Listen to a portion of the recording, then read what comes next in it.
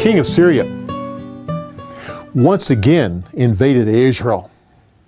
He put his army around the capital city of Samaria, totally cutting off all supplies. Before long, the people inside the walls were starving. It was said that a donkey's head sold for 2 pounds of silver, and a little bowl of dove droppings sold for 2 ounces of silver. One day, the king of Israel was walking along the city walls. A woman down below saw him and asked for his help. Looked down at her and said, I'm not sure if I can help you. What is your problem? Oh, she said, it's my friend. She isn't keeping her promise. We agreed that we would eat our 2 sons. So we boiled my son and ate him, and now she has hidden hers. When the king heard this, he ripped his clothes. He said, I'll get Elisha for this if it's the last thing I do. He called for a guard and told him to go find Elisha and chop off his head.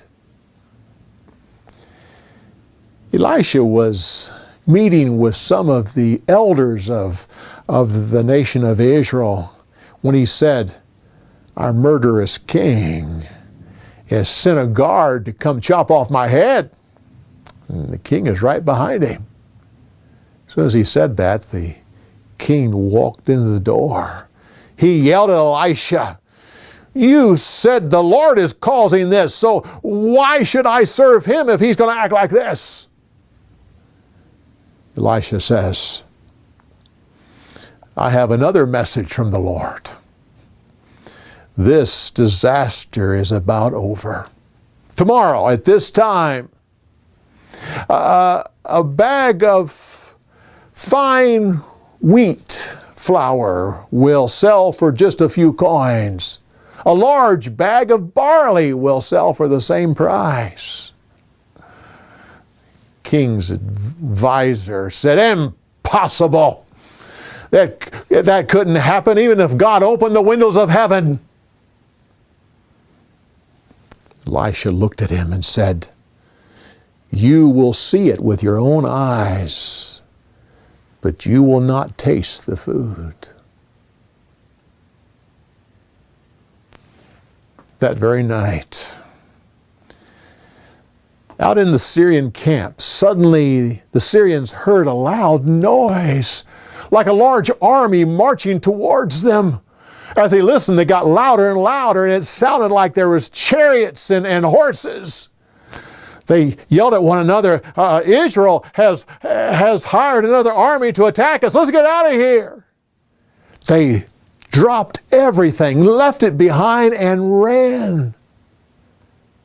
Once they were gone, it was all quiet once again.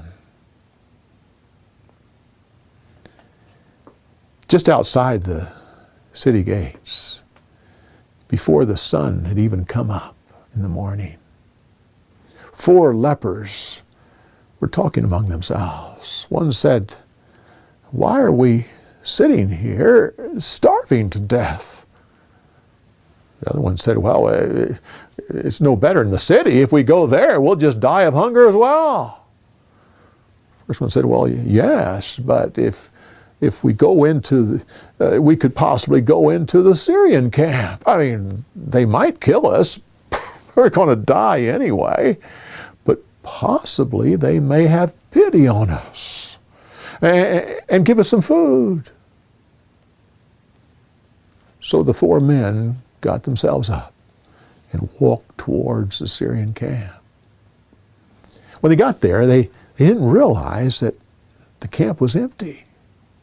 They went into the first tent and they found food. In addition to that, there was gold and silver and fine clothes. Well, the first thing they did was to eat the food. Then they took all the possessions and took it out and hid them somewhere. They came back and hid all the things they found in the second tent. Finally, they said, this isn't right. I mean, people are starving on the other side of the wall. God will judge us if we don't tell them about this. So the men found their way to the city gate and called for the gatekeeper and told him exactly what they had found. When the king heard about this, he said, it's a trick. The Syrians are just out of sight, and they'll attack us as soon as we come out of the city.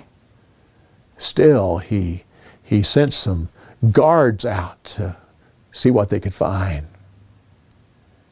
When they got outside, they clearly saw where the Syrians had gone. They saw their path because the way was, the Syrians had thrown down their extra clothes and their weapons and everything so they could run faster. They made a clear path away.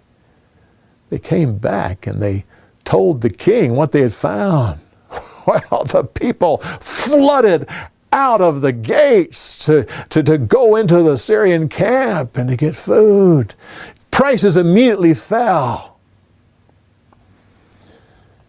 The king put his advisor at the gate for crowd control. But soon he was trampled to death, so fulfilling what the prophet said. You'll see it with your own eyes, but you won't taste the food.